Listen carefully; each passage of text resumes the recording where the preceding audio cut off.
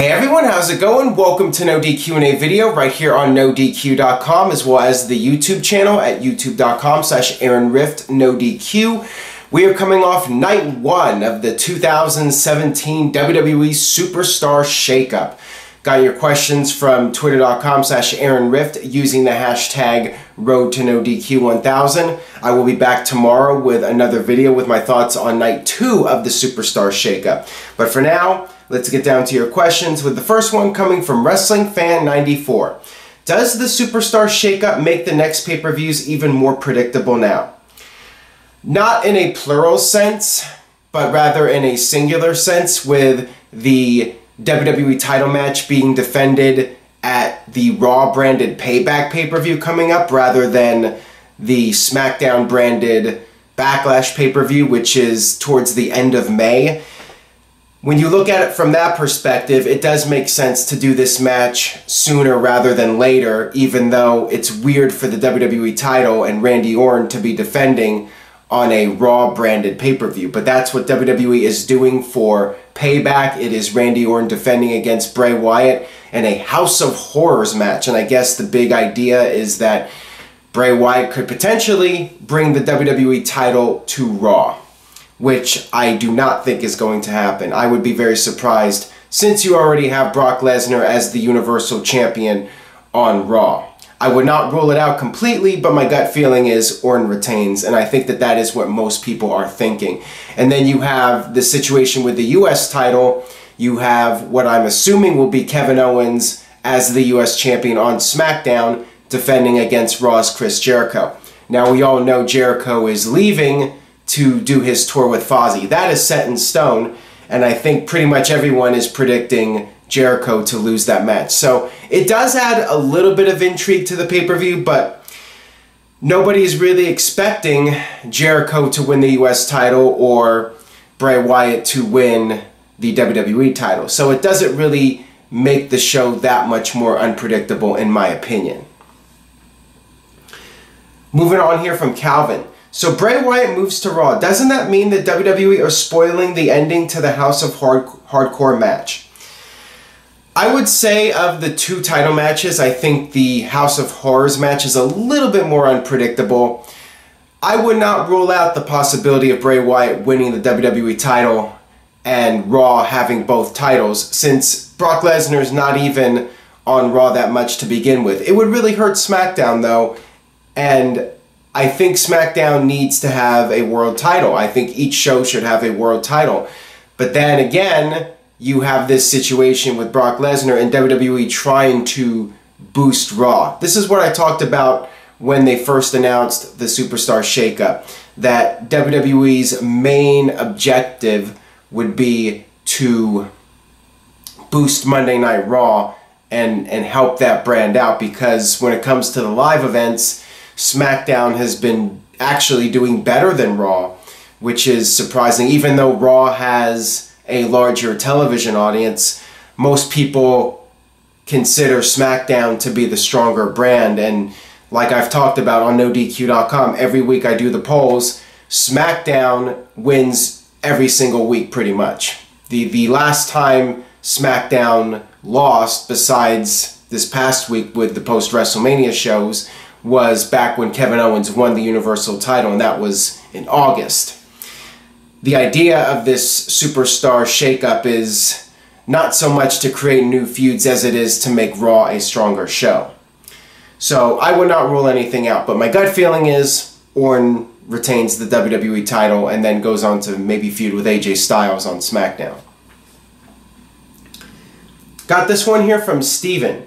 Which draft do you prefer, the panels, the lottery, or this year's version? I think I prefer how they did it tonight. I think I would disagree with that. I wasn't really a huge fan of the format that WWE did for this Superstar Shakeup, with guys just randomly appearing on the show. I would have preferred to have seen Daniel Bryan and Kurt Angle coming out there on the podiums and maybe going back and forth, doing promos and that sort of thing. That is what I enjoyed when they did the draft or the lottery. They would have the two general managers come out and have a verbal confrontation. I thought it made for a more interesting show. The way WWE did it on Raw and what they'll do on SmackDown, I think it was a bit lazy. I mean, it does move things along a little bit faster, but I just feel like the whole thing was thrown together without much of a thought process behind it. So that's just my opinion on it. I think it was the weakest way that they've done it for these drafts / lotteries / superstar shakeups. This one comes from BeHill. What did you think of the Braun Strowman and Roman Reigns segment? I thought it was entertaining. If Reigns is back soon, it will be ridiculous. You better prepare for Reigns to be back soon. I would not be surprised if he's back on next week's Raw. I mean, ideally, he would be gone until the Payback pay-per-view and really sell that attack by Braun Strowman. That was quite the segment. I thought it was very entertaining, even though I think the goal of it was to once again try and garner sympathy for Roman Reigns, make people feel sorry for Roman Reigns. But of course, it had the opposite effect. You had the thank you Strowman chants, you had the fans singing the goodbye song when Reigns was being driven away in the ambulance. But I love this segment. I thought it was really well done, even though they had that obvious cut, that camera cut when Strowman was tipping over the ambulance. Obviously, there's no way in real life he could do that. But, you know, it still looked pretty good. I mean, I would say it was fairly believable the way they shot it. I thought it was a strong segment. It made Strowman look strong, but will he look strong when Reigns comes back in a week or two? And that's going to be the big test. If WWE really wants to sell this the proper way, Reigns should be gone until the pay-per-view. Got this one here from Daniel Jobber. Why are they trying so hard to turn Braun Strowman babyface? That's not the intention. WWE's trying to make Strowman this vicious, evil villain by attacking Roman Reigns, as Reigns was trying to be nice about the situation with The Undertaker, explaining that, you know, he had to do what he had to do. He used my own phrase. He said, "It is what it is." And then Strowman just jumped Reigns like the coward, evil villain that he is and beat the crap out of Reigns. And the idea is to get you to feel sorry for Reigns as this guy who was just attacked, and he's only just trying to do his job, and he's getting attacked from behind or just ambushed by this guy. Of course, it had the opposite reaction, but it's clear to me Reigns is not turning, you know. I said that WrestleMania was probably going to be the last good chance to turn Reigns heel, and WWE, as I expected, went the safe route by having Reigns win as a babyface and try to ride the storm of the fans being angry about Undertaker losing and Undertaker's career possibly ending. And WWE's just going to ride out this storm and hope in the long run Reigns will be their John Cena 2.0 and it'll just be business as usual. The fans will complain, but eventually they will adapt and get used to it. I think that's what WWE's banking on, and they're going to keep doing what they've been doing with Reigns. And I got this one here from Brett. We all know Reigns will be getting a match with Braun Strowman and overcoming the odds and winning. Didn't we just see this in February? This is a really interesting match for Payback.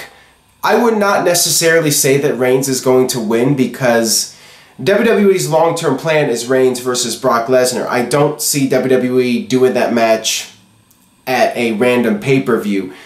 At the earliest, they'll do it at SummerSlam, and of course the rumor is that they're going to do it at next year's WrestleMania.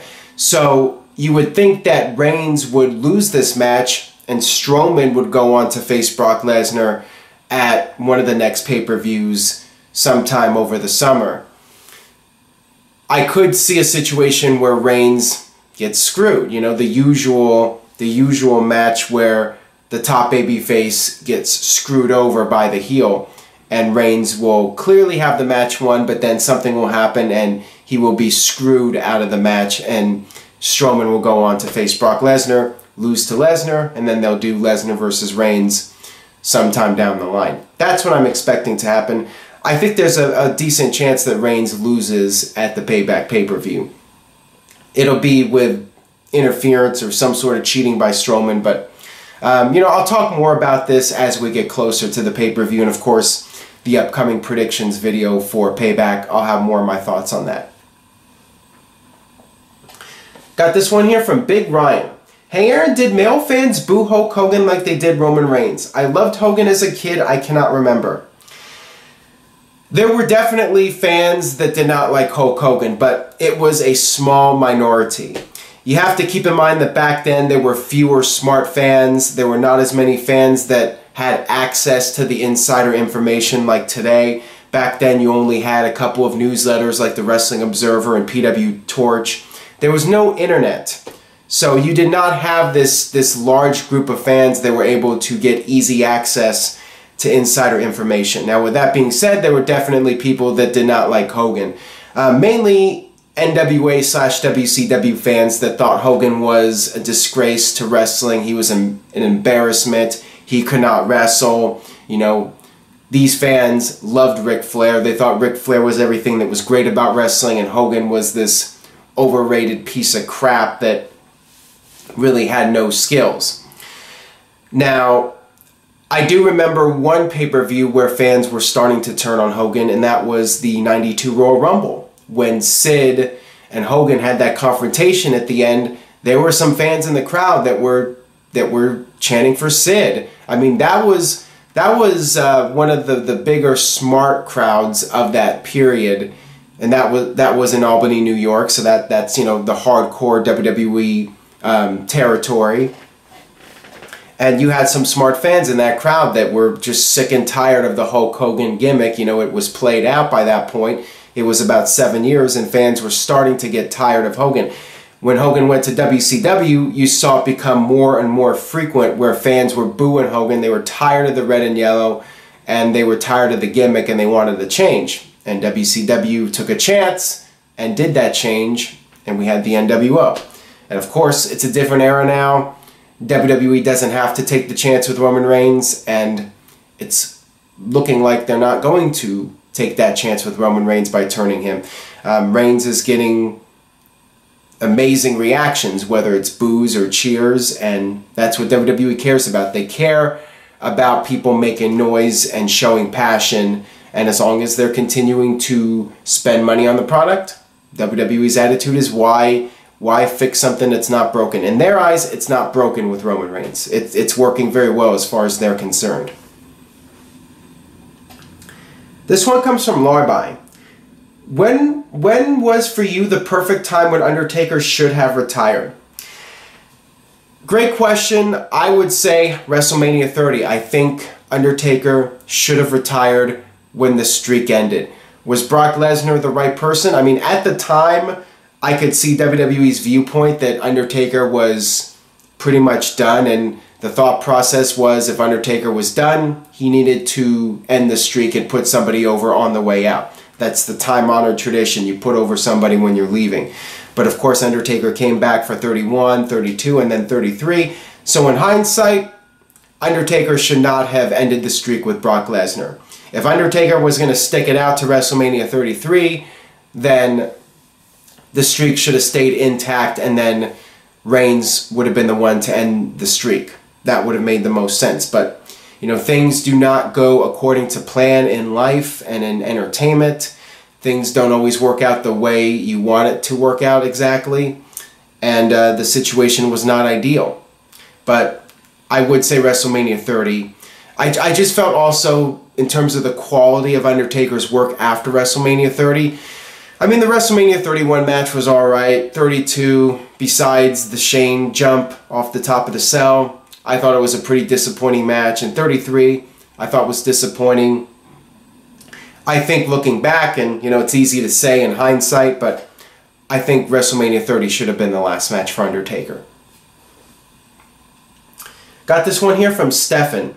Do you think that AJ Styles and Nakamura should feud over the IC title? It would be a step down for AJ, but it can do wonders for the IC title.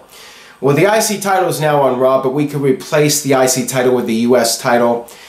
I think AJ's better off feuding with Randy Orton for the WWE title right now moving forward. And I think Nakamura versus Kevin Owens would make a lot of sense for the US title, and have Nakamura at some point win the IC title, or excuse me, the US title from Kevin Owens. It's basically the same thing, the IC title and the US title. But if I had to make a prediction right now, I'd say that AJ feuds with Orton right now, and then you have Kevin Owens feuding with Nakamura over the summer, and then eventually you build up to AJ Styles versus Nakamura. That's what I sense is going to happen at this point. That'll wrap it up for this edition of No DQ&A video. Thank you for watching the video today. If you enjoyed, please share with a friend on social media, and I will be back tomorrow for another edition of No DQ&A video with my thoughts on Night 2 of the Superstar Shakeup. And of course, stay tuned to NoDQ.com for the very latest news and spoilers.